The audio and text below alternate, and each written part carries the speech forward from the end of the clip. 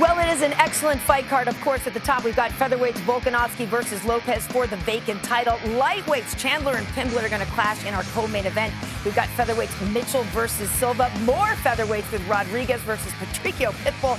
And we start the main card off with light heavyweights Krylov versus Reyes. And with that now, we welcome in Michael Chandler and Paddy Pimblett, the two gentlemen in our co-main event. Guys, thanks so much for joining us. Excited to have you guys here. Michael, I'm going to start with you. Real quick question. You know, you're a guy who always puts on a show. I love that, Paddy. I love the flair. You always put on a show, Michael, but you can't take a risk with a guy like Paddy Pimblett here. So what's your approach in this fight? Oh man, I've been doing this for so long. I'm excited to go out there and put it on the line.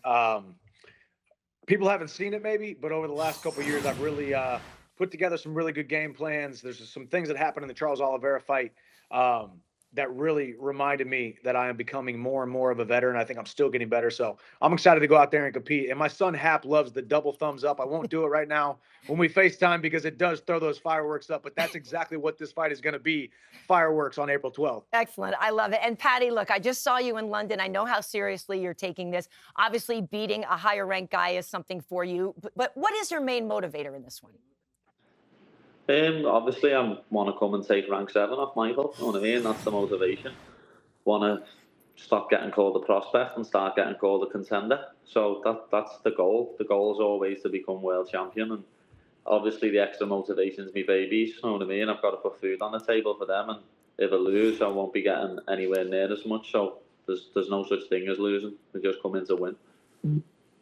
And I got a question for both of you guys. You know, this is a fight where you're both going out there with something to prove. And along the lines of what you just said, Paddy, about the prospect, both you guys seem to have doubters that just continue to linger for both of you. What has that been like, and why do you think that's the case for you in particular, Paddy?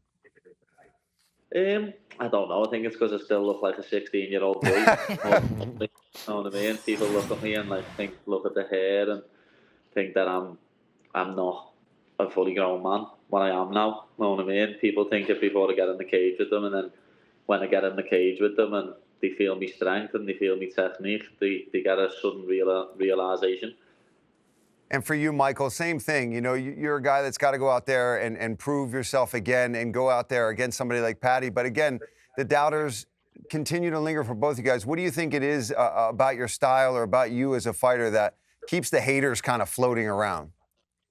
It's going to happen, man. I mean, hey, the sport of mixed martial arts, it is a sport at the end of the day. You got to focus on the X's and the O's and the wins and losses. But when it comes to strength of schedule, when it comes to a guy who came in and said what he was going to do and then do it, fight the Mount Rushmore first ballot Hall of Famers of the who's who of the lightweight division, that has been my strength of schedule thus far. But I'm not taking Paddy lightly. In absence of strength of schedule is not the presence of weakness. I'm looking at Paddy like he's the most dangerous guy who I could possibly face on April 12th. Even if he is self-proclaimed, looks like a 16-year-old boy, but he doesn't fight like that. And we're going to go out and we're going to put on a show for the fans. And Michael, one more for you, buddy.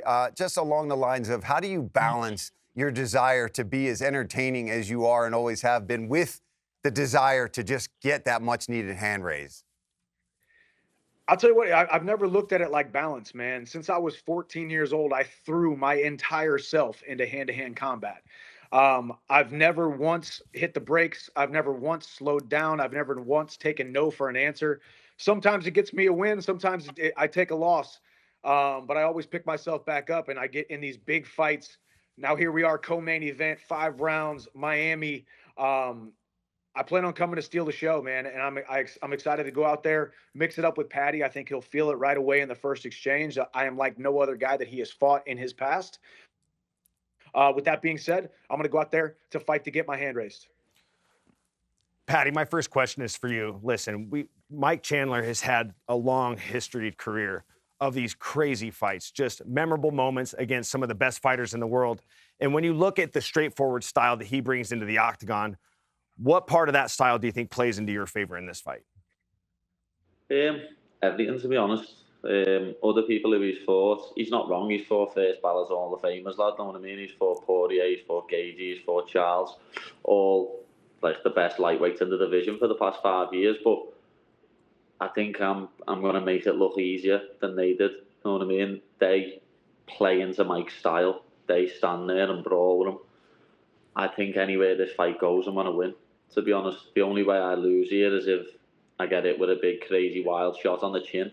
And as you all know, Scousers don't get knocked out. So there's no way that's happening. And my last question is for you, Michael. Like you said, you have only fought first ballot Hall of Famers throughout your tenure here in the UFC. But for every fight that you've had, it's always seemed to be that on the other side of a big win could be a title fight. Now, this fight is a lot different. You're having to fight down in the rankings. You're fighting the number 12 guy respectfully. What is your motivation for taking this fight? I think it's part of the life cycle of a fighter. You know, you continue to fight the top competition at all times, continue to push yourself, but at some point, you've got to give a guy like Paddy an opportunity to prove either he is who he says he is or he is not. But I plan on April 12th to prove who I am, one of the best lightweights on the planet.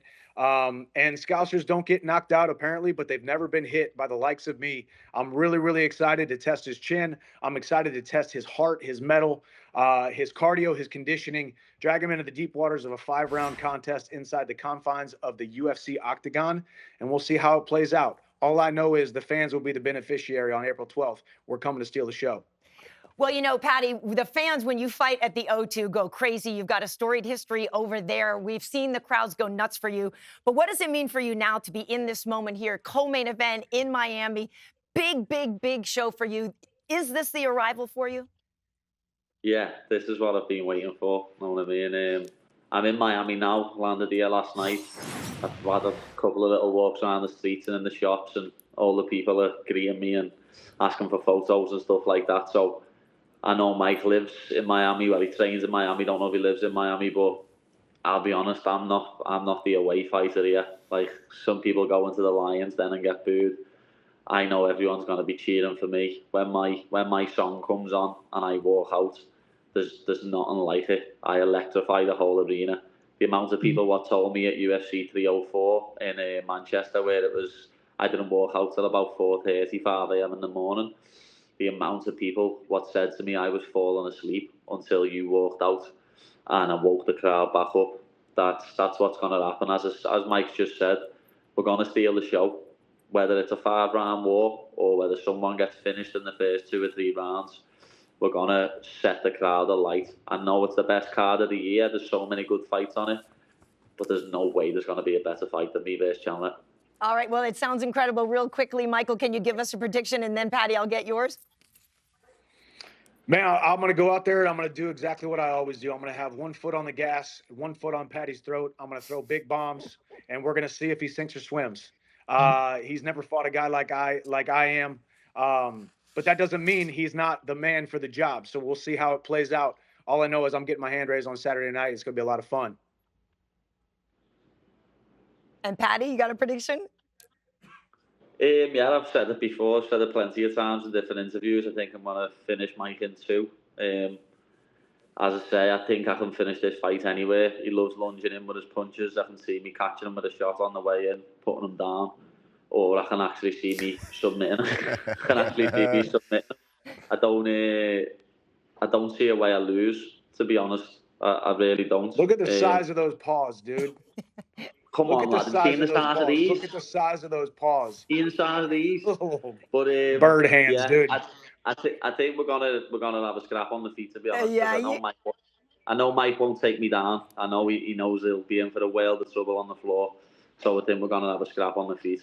Nice, nice. Well, all of us are looking forward to it so much, guys. Co-main event at UFC 314, Michael Chandler, Paddy Pimblett. Thanks so much for joining us here on UFC Live. And